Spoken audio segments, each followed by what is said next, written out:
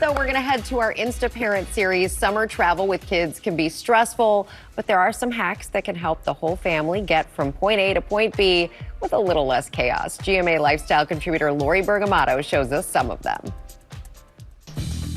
With 72 million Americans expected to travel this 4th of July holiday, how can parents keep their summer journeys from turning into travel nightmares? Are we there yet? Well, our Instaparenting experts have some tips.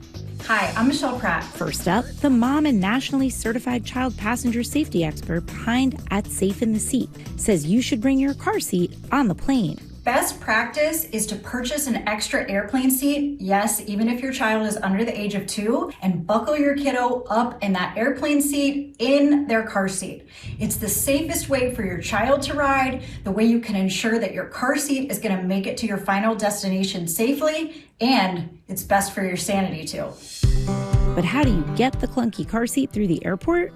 Try a backpack, attaching it to a stroller, or this, a car seat roller that Catherine and her 14-month-old tried. This product is really great. It's an easy way to get your car seat to the plane. Our kid really liked it. You know, he really enjoyed riding in it, and so he could see everything that was going on in the airport.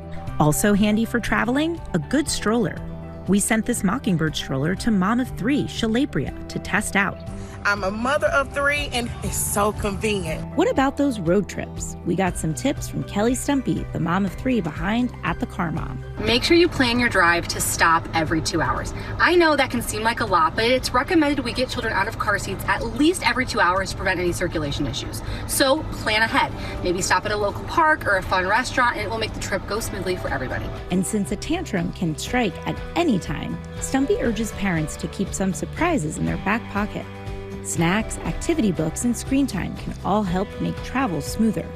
And hot tip, if you're going to be using headphones with an iPad on the airplane for the first time, make sure you practice at home in safety and comfort where they can get used to seeing how they work. These headphones are adorable. And Aaron, who is preparing to take a long road trip with son Will this summer, tried them out. He loves his tablet, but he doesn't really like headphones. We're going to try out these headphones. They are very soft. So, Will, do you like them? Yeah. And remember, travel days are all about getting there. So the toddler experts behind the wildly popular account at Big Little Feelings have some advice. Let all structure go out the window. A day of travel is pure survival. This can mean iPad, lollipops, whatever it means to you to get to the end of the day. You can always pick your boundaries and your structure back up once you get to your destination. For Good Morning America, Lori Bergamato, ABC News, New York. Yes, throw it all out of the window. All the parents here on the couch are talking. I have a 6-year-old, so does Rhiannon, and a 19-month-old. Ericka Souter, parenting expert, is here with us as well. You have kids. We've all sort of been in that situation where things go haywire on an airplane or in a confined space. What do you do? Honestly, prayers and low expectations. No, really. You know, traveling with toddlers is really hard, and parents need to just be prepared. I like to have an army of distractions at the ready. So that means having unlimited snacks, because airplane snacks aren't always what kids want. Or adults. Or adults, exactly. But you also want to make sure you have what I call the activity go bag. And this is a little backpack that's filled with coloring books, crayons, toys, anything you can get from the dollar store, just pack it in there. But also, this is the one time where you should be lax about screen time. I download several seasons of their favorite episodes so that they can watch them, especially if you have like a 2-hour delay. You're going to need something to keep them occupied.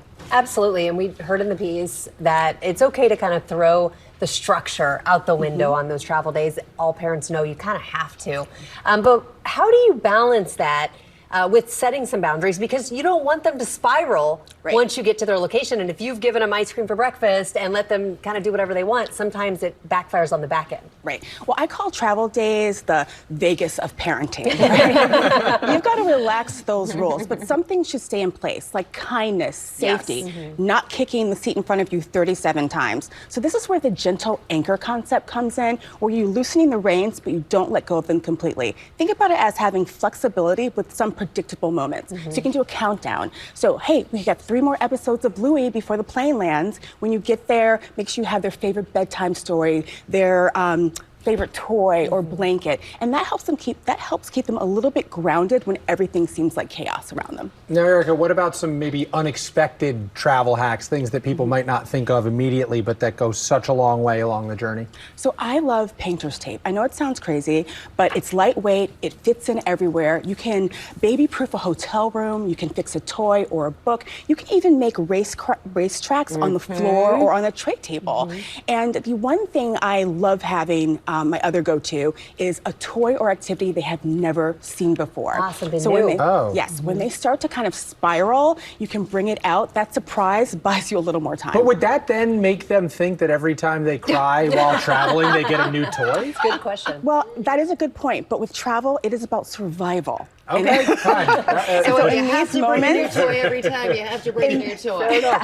Well, actually, I will say Band-Aids are my go-to because they can stick anywhere. You can remove them quickly, and they come in different like logos and their favorite colors and all that. characters. Oh, yeah. It can, and tactile.